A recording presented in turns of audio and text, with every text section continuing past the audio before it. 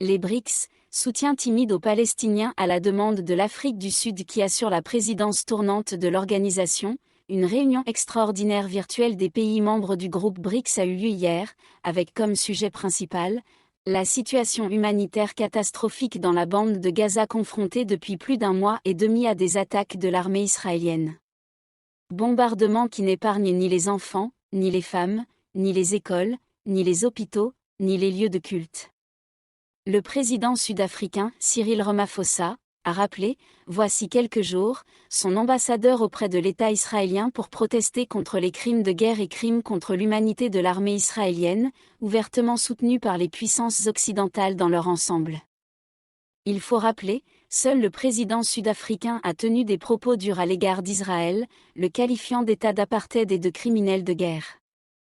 En outre, les députés sud-africains ont voté à la majorité des voix, ce mardi, en faveur de la fermeture de l'ambassade israélienne et de la suspension de toute relation diplomatique avec cette dernière jusqu'à ce qu'un cessez-le-feu soit conclu à Gaza et en Cisjordanie.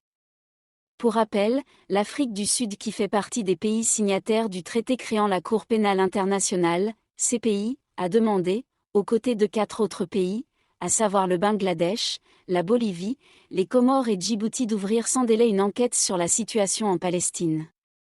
Il faut signaler que la réunion s'inscrit dans le cadre d'une concertation des pays membres, Brésil, Russie, Inde, Chine et Afrique du Sud, élargie aux dirigeants des pays qui vont rejoindre les BRICS en janvier prochain, à savoir l'Arabie Saoudite, l'Argentine, l'Égypte, l'Éthiopie, l'Iran et les Émirats.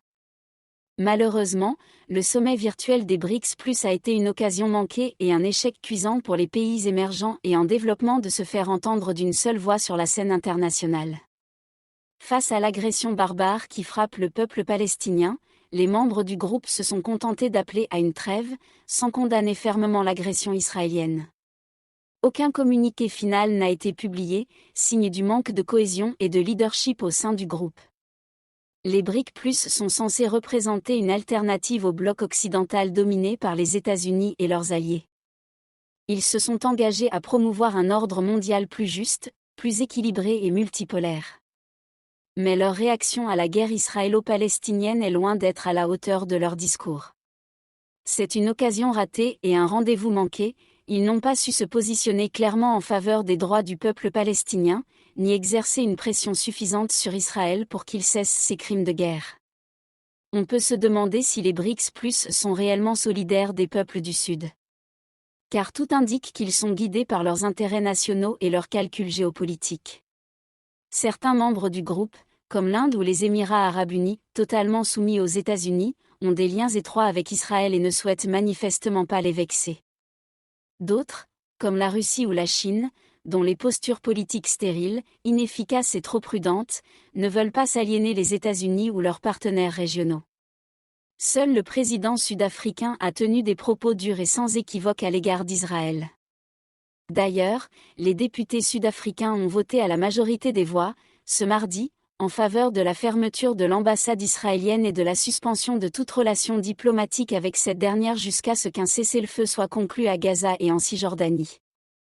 Pour rappel, l'Afrique du Sud qui fait partie des pays signataires du traité créant la Cour pénale internationale, CPI, a demandé, aux côtés de 4 autres pays, à savoir le Bangladesh, la Bolivie, les Comores et Djibouti d'ouvrir sans délai une enquête sur la situation en Palestine. Avec la Cour pénale, ce n'est plus l'intention qui compte et il est inutile d'attendre de sa part une réponse ferme et sérieuse. Toute la clique d'aventuriers politiques occidentaux, responsables de millions de morts en Irak, Afghanistan, Libye, Syrie, Yougoslavie et dans d'autres parties du monde sont-ils inquiétés par la CPI? Pas à ma connaissance. Bref.